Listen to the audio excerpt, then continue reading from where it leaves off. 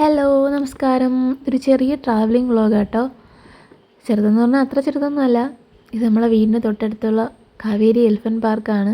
ഇവിടെ ആനയുണ്ട്, പാർക്കുണ്ട്, പിന്നെ കുറേ ജീവികളും ജന്തുക്കളും ഒക്കെ ഉണ്ട് കേട്ടോ. അൺഎക്സ്പെക്റ്റഡ് ക്ലിക്കിന് വേണ്ടി ഇവിടെ ഒരാൾ വെയിറ്റ് ചെയ്തിരിക്കുകയാന്നേ. ഇതെല്ലാം കണ്ടിട്ട് ഇതുങ്ങളൊക്കെ ഇത് എന്തുവാ കാട്ടിക്കൂട്ടുന്നതെന്ന് ചോദിച്ചുകൊണ്ട് നമ്മൾ അമ്മൂമ്മ വീടിൻ്റെ തൊട്ടടുത്ത് കിടന്നിട്ട് കാവേരി എലിഫൻറ്റ് പാർക്ക് നേരിട്ട് കണ്ടിട്ടില്ലാത്ത എൻ്റെ അമ്മൂമ്മയ്ക്കും അമ്മയ്ക്കും വേണ്ടിയിട്ട് ചടയമംഗലത്ത് നിന്ന് വന്ന എൻ്റെ കെട്ടിയോ എല്ലാം വിശദീകരിച്ച് കൊടുക്കുക.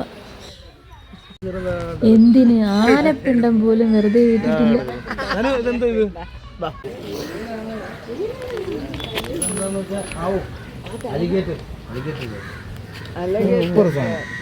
കടിച്ചു പറിച്ചോളെ കൈ കൊണ്ട് അങ്ങോട്ട് ചെല്ല് കടിച്ചു പറിച്ചോളൂ.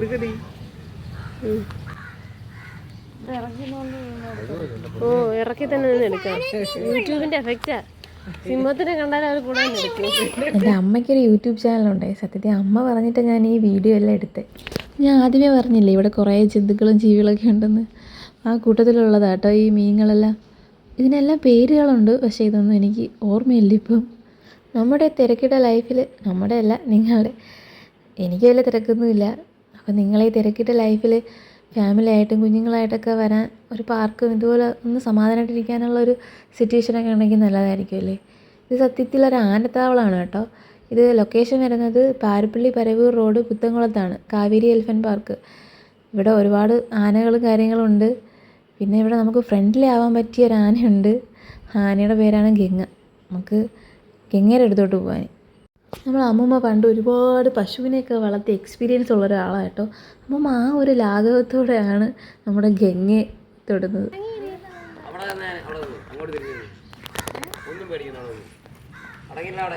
അമ്മ ഇങ്ങോട്ടേക്ക് ഒരുപാട് പേടിപ്പിക്കല്ലേ അമ്മേ.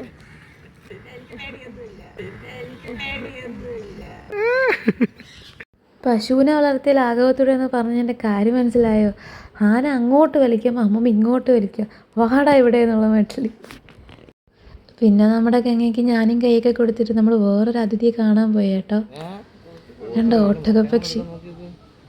ഇത് ഫീമെയിലാണ്, ഇതിൽ മെയിലുണ്ട്. മെയിലിനെ കണ്ടാൽ നിങ്ങൾ ഞെട്ടു. പക്ഷെ എൻ്റെ ക്യാമറയിൽ എത്രത്തോളം ഉണ്ടെന്ന് എനിക്ക് അറിയത്തില്ല.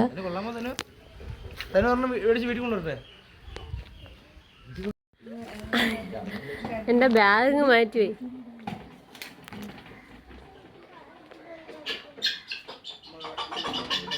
ആവേശത്തിൽ കയറി പിടിച്ചെന്ന് കളയല്ലേ. ഇതൊരു ടർക്കി കോഴിയാണ്. ഇവിടെ ഇതുപോലെ വെറൈറ്റി ആയിട്ടുള്ള ഒരുപാട് കാര്യങ്ങളുണ്ട്. പക്ഷെ നമുക്കിതെല്ലാം ക്യാമറയിൽ ഉൾപ്പെടുത്താൻ പറ്റാത്തത് കൊണ്ടാണ്. ഇതിൻ്റെ ഓരോന്നിൻ്റെയും പേര് അവർ ബോർഡിൽ എഴുതുന്നുണ്ട്. എനിക്ക് ഇതിനെ പഞ്ചവർണ്ണ തത്തയെന്ന് പറയാനാട്ടോ ഇഷ്ടം. എനിക്കതിൻ്റെ ഒഫീഷ്യൽ നെയിമൊന്നും അറിയത്തില്ല. പുള്ളിക്കാരിയെ കാണാൻ എന്ത് ഭംഗിയല്ലേ. നോക്കി അങ്ങനെ നോക്കി നിന്നു. പിന്നെ ചുറ്റുമുള്ളതൊന്നും കാണാൻ പറ്റത്തില്ല. ദൈവം വലിയൊരു ആർട്ടിസ്റ്റാണെന്ന് ഓരോ നിമിഷവും തെളിയിച്ചുകൊണ്ടിരിക്കുക. ഞാനവിടെ ചെന്നതിൽ എനിക്ക് ഏറ്റവും സങ്കടം തോന്നിയ ഇവരെ പറ്റി ആലോചിച്ചപ്പോഴാണ്. കാണാൻ എന്ത് ഭംഗിയല്ലേ.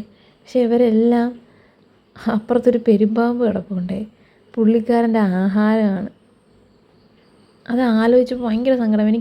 ഞാൻ ആദ്യം വിചാരിച്ച് അവരെയും ഇതുപോലെ ഭംഗിക്ക് വളർത്തുവാന്ന്. പക്ഷേ ഇവരെല്ലാം വേറൊരു ഇതിൻ്റെ ഭക്ഷണമാണെന്ന് ആലോചിച്ചപ്പോൾ ഭയങ്കര വിഷമമായിരുന്നു. പിന്നെ നമ്മൾ ഇതുപോലെ ചെറിയ ചെറിയ കിളികളെയൊക്കെ കണ്ടു. നമുക്ക് വേണമെങ്കിൽ ഇതിനകത്ത് കയറാം. അകത്ത് കയറുന്ന ടിക്കറ്റ് അങ്ങനെ എന്തോ ഉണ്ട്. അകത്ത് കയറിയിട്ട് നമുക്ക് അവരോട് ഒന്ന് ഫോട്ടോയൊക്കെ എടുക്കാം. നമ്മളിതെല്ലാം കണ്ടു നിന്നപ്പോഴാണ് വേറൊരാളെ കാണുന്നത്. അല്ലൊട്ടഹ. അമ്മ ഇവിടെയുള്ള എല്ലാ ജീവികളോടും സെൽഫി എടുത്തിട്ടുണ്ട്. ഒട്ടകത്തെ വിട്ടില്ല. ഒട്ടകമല്ലേ, നമ്മളും വിട്ടില്ല. നമ്മളും വീഡിയോയും ഫോട്ടോയൊക്കെ എടുത്തു. പിന്നെ കുറേ ആടുകളും കാര്യങ്ങളൊക്കെ ഉണ്ടായിരുന്നു. എല്ലാവരെയും കണ്ട് വീഡിയോയ്ക്ക് നല്ല ലെങ്ത് ആയതുകൊണ്ട് അടുത്ത പാർട്ടിൽ പാർക്കും കാര്യങ്ങളൊക്കെ ആയിട്ട് വരാം. Okay tata bye bye. എൻ്റെ വീഡിയോ ഇഷ്ടമായെങ്കിൽ എന്നെ സപ്പോർട്ട് ചെയ്യണേ. എൻ്റെ ചാനലൊന്ന് സബ്സ്ക്രൈബ് ചെയ്ത് വീഡിയോയ്ക്ക് ലൈക്കൊക്കെ കൊടുത്ത് കമൻറ്റൊക്കെ ചെയ്ത് ഷെയറൊക്കെ ചെയ്യണേ. അപ്പോൾ എല്ലാം പറഞ്ഞ പോലെ ശരി, ബൈ ബൈ.